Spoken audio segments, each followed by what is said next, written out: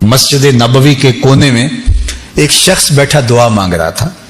اس کے لفظ کیا تھے؟ اللہم انی اسألک بانک انت اللہ لا الہ الا انت الاحد الصمد الذی لم یلد ولم یولد ولم یکن لہ کفوا احد. اے اللہ میں تجھ سے اس لیے مانگ رہا ہوں کہ تو میرا اللہ ہے. میرے والد گرامی فرمایا کرتے تھے کہ اگر بیٹا باپ سے کہے کہ ابو جی میں آپ سے اس لیے مانگ رہا ہوں کہ آپ میرے ابو لگتے ہیں، تو باپ کو پھر اپنا وجود بیچ کے بھی کچھ دینا پڑا، ضرورت پوری کرنی پڑے تو کرے گا کہ میں بیٹا ہوں تو آپ سے ہی مانگنا ہے، ہمسایوں سے تو نہیں جا کے مانگنا. تو وہ کیا کہتا ہے؟ اللہم انی اسألک بانک انت اللہ، اے اللہ میں تجھ سے اس لیے مانگ رہا ہوں کہ تو میرا اللہ ہے. لا الہ الا انت، تیرے علاوہ میرا ہے بھی تو کوئی نہیں جس سے جا کے مانگوں.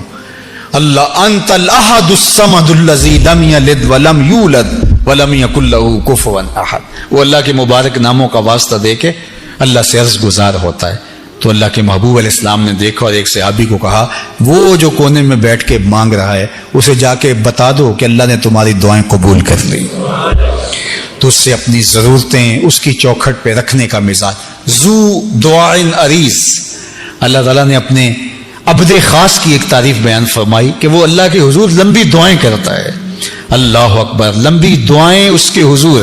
یہ شاید میں نے پچھلے جمعے عرض کیا تھا کہ جب بندہ اللہ کے حضور عرض کرتا ہے اللہ اسے مصیبت میں گرفتار کر دیتا ہے اور وہ پھر روتا ہے، چیختا ہے.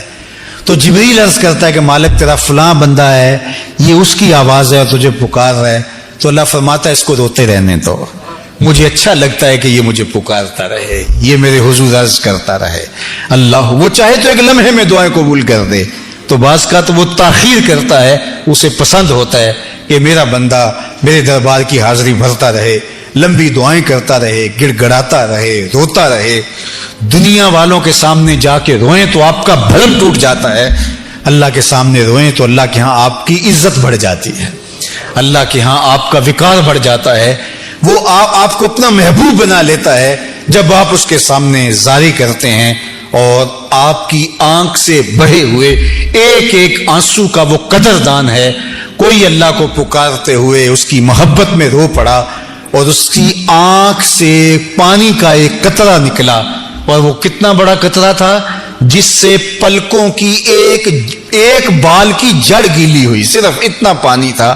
تو قیامت کے دن وہ بال کھڑا ہو جائے گا، اللہ یا مجھے نکال لے یا اسے جنت عطا کر دے. اللہ اکبر. تو اللہ تعالیٰ اس بال کو تو نہیں نکالے گا، اس شخص کو جنت عطا کر دے گا. تو اس کے حضور الہا و زاری کرنے کا ہمیں حکم دیا. اللہ ہمیں رات کے اندھیروں میں، دن کے اجالوں میں، تنہائیوں میں، خلوتوں اور جلوتوں میں اپنے حضور التجائیں کرنے کی توفیق عطا. پھر حضور سے یہی پوچھا گیا ایو دعا اسمع، حضور وہ کون سی دعا ہے جو بہت زیادہ قبول ہوتی ہے؟ تو آقا کریم علیہ الصلوۃ والسلام نے ارشاد فرمایا کہ فی جوف اللیل الاخر، پچھلی رات کے درمیانے حصے میں، جو پچھلی رات کے درمیانے حصے میں دعا کی جائے وہ رد نہیں ہوتی. اور دوسرا دبر الصلوات المکتوبات، اور جو فرض نمازوں کے بعد دعا کی جائے وہ قبول ہوتی ہے. تو یہ دو دعائیں خاص طور پہ فرائض کے فوری بعد جو دعا کی جاتی ہے اور جو پچھلی رات کے درمیانی حصے میں جو دعا کی جاتی ہے اس دعا کو رد نہیں کیا جاتا. جب اللہ سے مانگو، ویسے بارش کے وقت دعا قبول ہوتی ہے، طواف کے بعد دعا قبول ہوتی ہے، والدین سے دعا کروائیں وہ قبول ہوتی ہے، اور جو ہے مختلف اوقات ہیں جن میں دعائیں رد نہیں ہوتی. اللہ نے قبولیت کے اتنے وقت، اتنے مقامات، اتنی ساعتیں اور اتنے انداز رکھے ہیں کہ کوئی مانگنے والا اس کی جھولیاں بھرتے ہی چلی جاتی ہیں. وہ بندوں کے اٹھے ہوئے ہاتھوں کو خالی نہیں موڑتا. اور پھر آپ دن کو مانگیں وہ بھی قبول ہے، رات کو مانگیں وہ بھی قبول ہے، اور پھر آپ اردو میں مانگیں تب بھی قبول ہے، آپ عربی میں مانگیں تب بھی قبول ہے، معصورہ دعائیں مانگیں وہ بھی قبول ہیں.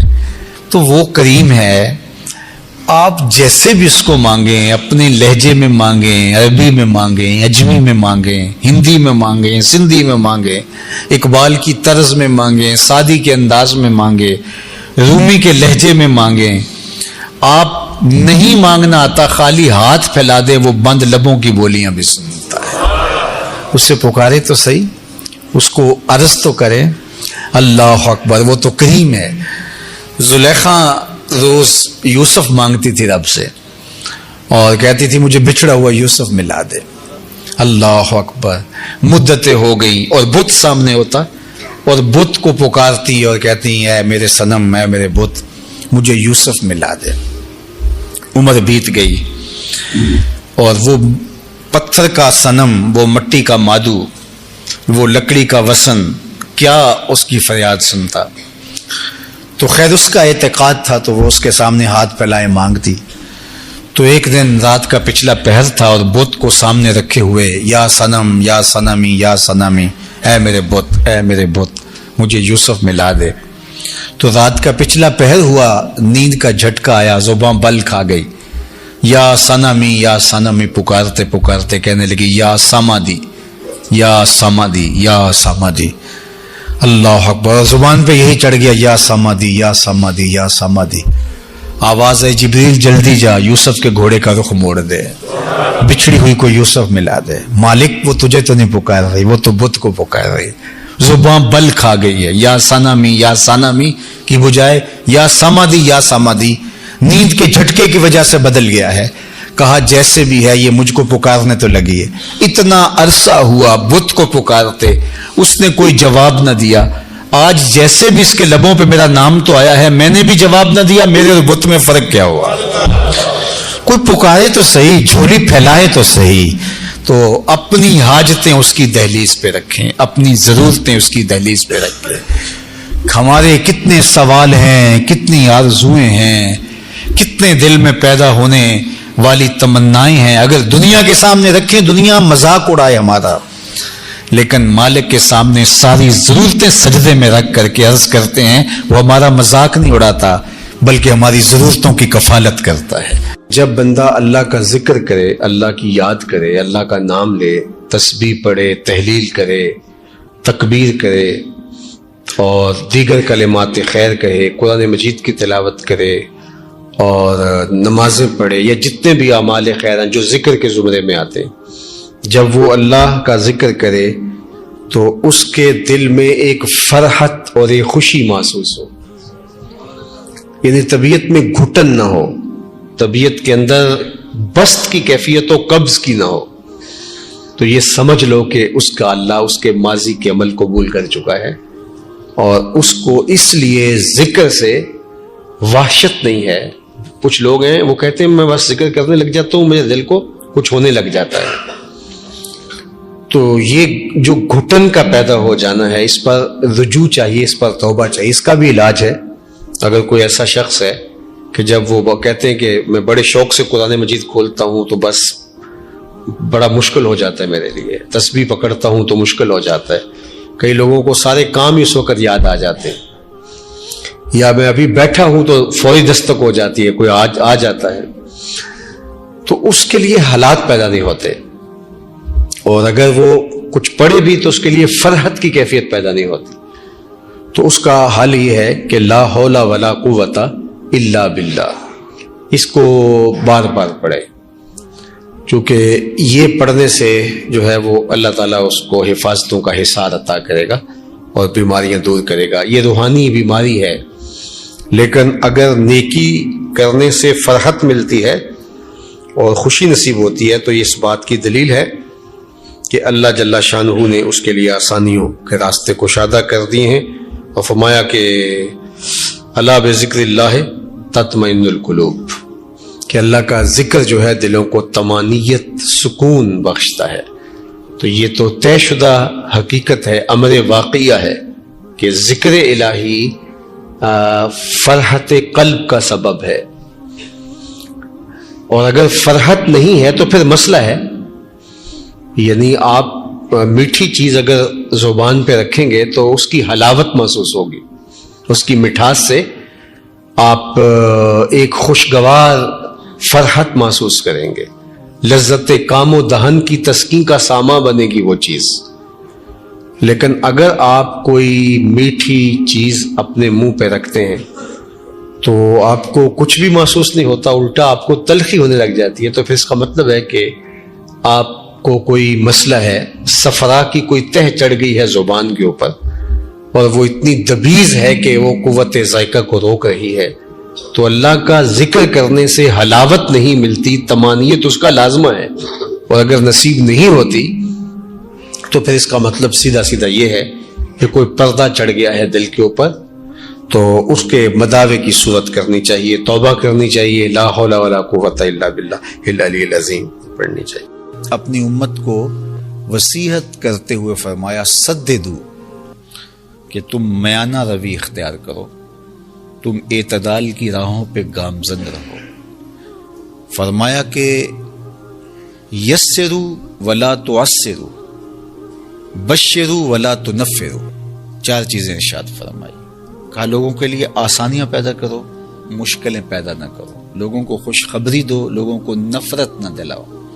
حضرت ابو مسعود انصاری رضی اللہ تعالیٰ عنہ فرماتے ہیں کہ مدینۃ المنورہ میں ایک امام صاحب تھے جو بہت لمبی قرات کرتے تھے، تو ایک صحابی حضور کی خدمت میں ان کی شکایت لے کر آئے اور کہا کہ حضور ہمارا امام بہت لمبی قرات کرتا ہے، اور اگر یہ سلسلہ یوں جاری رہتا ہے تو میں جماعت سے نماز نہیں پڑھ پاؤں گا۔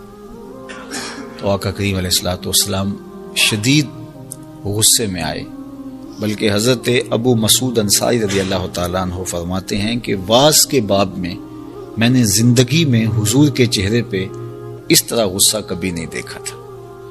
تو آقا کریم علیہ الصلوۃ والسلام نے فرمایا انکم منفرون، تم لوگوں کو جو ہے وہ متنفر کر رہے ہو۔ حالانکہ نماز کے اندر لمبی قرات کی جا سکتی ہے، لیکن جب بچے ہوں، بوڑھے ہوں، بیمار ہوں صفوں میں، تو اس وقت لمبی قرات نہ کی جائے، چونکہ ان کو اذیت ہوگی، ان کو تکلیف ہوگی، ان کے لیے کھڑا رہنا مشکل ہوگا۔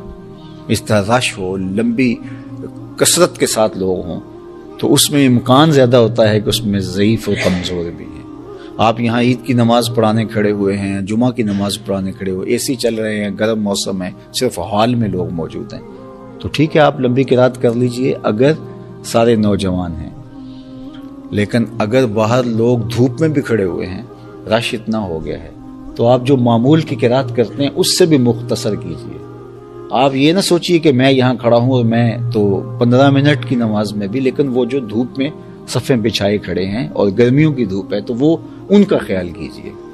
اللہ کے محبوب علیہ السلام نماز میں قرات اعتدال کے ساتھ ہی فرماتے، لیکن کبھی ایسا ہوتا کہ خواتین جب آتی تو ان کے ساتھ بچے بھی ہوتے، تو وہ پیچھے بٹھا کر کے بچوں کو، تو صفوں میں نماز کے لیے جب کھڑی ہوتی تو کوئی بچہ رونے لگتا تو ماں کا دل اس کی طرف مائل ہونے لگتا، تو آقا کریم قرات مختصر فرما دیتے کہ ماں کے دل میں بچے کا خیال آ رہا ہے اور اس کو بچے کی بے چینی ہو رہی ہے۔ تو یہ ہمارا دین ہے۔ ہم کہتے ہیں نہیں آپ جو مرضی کریں، ہم تو ایسے کریں گے، تو یہ لوگوں کو متنفر کرنے والی بات ہے، لوگوں کو دور کرنے والی بات ہے۔ جس شخص نے ایمان کی دولت حاصل کر لی تو چاہے دنیا کی کوئی اور چیز اس کو نہیں بھی ملی تو وہ فلاح پانے والا ہے۔ اور چیزیں دنیا کی اگر اس کو میسر آ جاتی ہیں تو وہ سونے پر سہاگے کا کام ہے، لیکن فرض کرو اس کو اور کچھ بھی نہیں ملتا، صرف ایمان، تو نفس ایمان فلاح کی ضمانت ہے۔ اسود الرائی، رائی عربی میں کہتے ہیں چرواہے کو، اسود کہتے ہیں کالے رنگ کو۔ کالے رنگ کا ایک چرواہا تھا، اسود نام سے، نام بھی اسود پڑ گیا تھا۔ کالے رنگ کے لوگوں کو لوگ کالو کہہ دیتے ہیں ہمارے ہاں، تو اس طرح عربی کے اندر بھی اسود کو کہتے ہی اسود تھے۔ تو پھر جو آزاد لوگ ہوتے ہیں ان کے تو نام ہوتے ہیں، تو غلاموں کے تو پھر لوگوں کی مرضی سے نام ہوں گے نا، جو لوگ ڈال دیں۔ تو اس کا نام بھی اسود پڑ گیا اور تھا بھی کالے رنگ کا۔ تو حضور علیہ الصلوۃ والسلام ایک غزوے پہ تشریف لے گئے تھے اور یہ اپنی بکریاں لے کے گزرا، اور اس کی نظر حضور کے چہرے پر پڑی۔ آقا کریم کو دیکھا، حضور نے دعوت دین دی تو اس کے دل میں ایمان اتر آیا، تو اس نے حضور علیہ السلام کے ہاتھ پہ بیعت اسلام کی اور عرض کی کہ حضور اب میں تو کہیں کا جانے کا نہیں ہوں، اب ان بکریوں کا کیا کروں، یہ تو میرے مالک کی بکریاں۔ تو فرمایا کہ تم ان کو اس کے باڑے کی طرف ہانک دو، جب آخری بکری اس کے باڑے میں چلی جائے تو تم پلٹ آنا۔ تو وہ گئے اور جا کے بکریوں کو اس کے باڑے کے اندر ہانکا، جب آخری بکری اندر چلی گئی، پھاٹک بند کیا تو واپس آ گئے۔ اتنے میں جنگ کا بازار گرم ہو چکا تھا، گمسان کی لڑائی شروع ہو چکی تھی۔ تو یہ آئے اور میدان عمل میں کود پڑے، اور بکریاں چرانے والے تھے، بے جگری کے ساتھ جو ہے وہ لڑے، پوری ہمت کے ساتھ آگے بڑھے، لیکن دشمن کی تلوار نے ان کو کاٹ کے رکھ دیا۔ خیر جنگ ختم ہوئی تو جب لاشوں کو اٹھایا جانے لگا تو اسود رائی کی لاش بھی پڑی ہوئی تھی۔ تو اللہ کے محبوب علیہ السلام نے جو ارشاد فرمایا اس کا مفہوم یہ ہے کہ یہ شخص ہے جس نے کوئی نماز نہیں پڑھی، کوئی روزہ نہیں رکھا، کوئی زکوٰۃ نہیں دی، کوئی حج نہیں کیا، یہ آیا اور سیدھا جنت کا دروازہ کھلا تھا، اندر چلا گیا۔ تو ایمان وہ بنیادی چیز ہے کہ کامیابی اور فلاح کی ضمانت شروع ہی ایمان سے ہوتی۔ کچھ بھی نہ ہو آپ کے پاس، ایمان کی دولت ہو۔ اللہ اکبر۔ اور یہ ایمان ہمیں کسی قیمت سے نہیں ملتا، یہ اللہ کی توفیق سے ملتا ہے۔ بڑے بڑے سمجھدار لوگ، ابو جہل کو ابو الحکم کہتے تھے، دانائیوں کا سر چشمہ، بڑے پنچایت کا آدمی تھا، بالوں کی کھال ادھیڑ لیتا تھا، معاملہ فہم تھا، باتوں کی تہ تک پہنچنے کا فن جانتا تھا، لیکن نہیں پہنچ سکا۔ اور یہ نہیں ہے کہ اس کو پتہ نہیں چلا تھا، مغالطہ لگ گیا، نہیں۔ اخنس بن شریک نے، وہ ایک لمبی کہانی ہے کہ حضور کی تلاوت یہ سنتے رہے، ابو سفیان بھی تھے، یہ بھی، اور اخنس بن شریک بھی، تو 3 دن تک قسم بھی کھاتے رہے، سنتے بھی رہے، وہ لمبی کہانی ہے۔ تو تیسرے دن لمبا ڈنڈا لے کر کے تو اخنس بن شریک نے آ کے ابو جہل کے دروازے پہ مارا اور کہا، وہ یہ باہر آیا آنکھیں ملتا ہوا، کہا ابو الحکم بتا، سچ بتانا ہے، جھوٹ نہیں بولنا، 3 دن سے ہم نے جو کلام سنا ہے تیری اس کے بارے میں رائے کیا ہے؟ انصاف کی تکڑی تیرے ہاتھ میں ہونی چاہیے، جھوٹ نہیں بولنا، تو نے بھی سنا ہے اور میں نے بھی سنا ہے اور ابو سفیان نے بھی سنا ہے، تو سچ بتا کہ تیری رائے کیا ہے۔ تو ابو جہل ڈنڈی تو نہیں مار سکتا تھا، اس نے پھر کیا کہا؟ اس نے کہا اخنس، رفادہ اور سقایا یہ تو پہلے ہی بنو ہاشم کے پاس ہے، یعنی یہ 2 عزتیں تو پہلے ہی ان کے پاس ہیں، اور اگر نبوت بھی اس گھر کی مان لیں تو پھر ہمارے پلے کیا رہا؟ ہماری چودر تو گئی۔ تو اخنس بن شریک نے کہا کہ اس کا مطلب ہے کہ تم ایک حق کو، ایک سچائی کو، ایک حقیقت کو جو ہے وہ ماننے سے انکار کر رہے ہو صرف اپنی چودراہٹ بچانے کے لیے، تو یہ تو بہت زیادتی ہے، چلو تم بچاؤ اپنی چودراہٹ، میں جا رہا ہوں اور محمد عربی کا غلام بننے جا رہا ہوں۔ اور آپ کو حیرت ہوگی کہ ابو جہل بہت کائن شخص تھا، اس نے کہا میری بس بات سن جاؤ۔ وہ رکا، کہا اچھا آج تم اپنے باپ دادا کے دین کو چھوڑنے جا رہے ہو، تمہاری ماں جس دین پہ تھی اس کو چھوڑنے جا رہے ہو، تمہاری دادی پردادی جس دین پہ تھی، جنہوں نے تمہیں جنم دیا، تمہیں گود میں کھلایا، آج تم ان کو چھوڑنے جا رہے ہو۔ تو یہ رک گیا، ٹھہر گیا، اور آپ جانتے ہیں کہ اخنس بن شریک حالت کفر میں مرا۔ علماء نے کہا کہ یہ وہ شخص تھا جو ایمان کے کنارے پہ آیا، لیکن اللہ کا اذن نہیں ہوا اور یہ آگے نہیں بڑھ سکا۔ اللہ اکبر۔ تو یہ تو سودے قسمت کے ہیں۔ 5 گانا نماز جو کہ بندگی کا جمال ہے، جب کوئی بندہ پیشانی سجدے میں رکھتا ہے، اللہ اکبر، بتائیے کیا رنگ ہوتے ہیں۔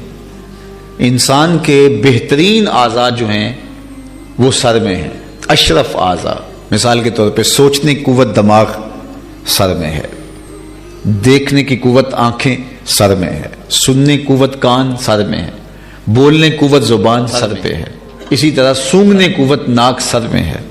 تو بہترین اعضاء انسان کے جو ہے وہ سر میں ہے، اور سر مالک کے در پہ، پیشانی بھی رگڑ رہا ہے اور ماتھا اور ناک بھی رگڑ رہا ہے، اور زبان سے کیا کہہ رہا ہے؟ سبحان ربی الاعلی، اے اللہ تو سب سے اعلیٰ ہے، تیری پاکی ہے تو سب سے اعلیٰ ہے۔